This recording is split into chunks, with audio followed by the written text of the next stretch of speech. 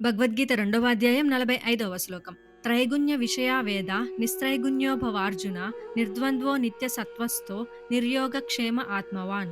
శ్రీకృష్ణుడు పలికెను, ఓ అర్జున, వేదాలలోని కర్మకాండలు 3 గుణాలకు లోబడి ఉంటాయి. నువ్వు మాత్రం ఆ 3 గుణాలకు అతీతంగా నిత్యసత్వ గుణంలో స్థిరంగా ఉండు.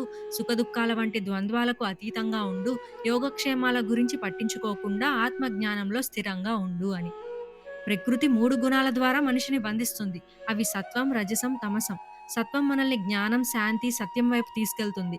రజసం మనల్ని కార్యచర్య, ఆశ, కాంక్ష వైపు నడిపిస్తుంది. ఇంకా తమసం మనల్ని అజ్ఞానం, మాయ వైపు లాగుతుంది. ప్రతి వ్యక్తిలో ఈ గుణాల సమతుల్యం వేరుగా ఉంటుంది. కాబట్టి వేదాలు మనుషులలో తమసాన్ని తగ్గించడానికి, రజసాన్ని శాంతపరచడానికి, సత్వాన్ని పెంచుకోవటానికి మార్గాలు చూపిస్తాయి.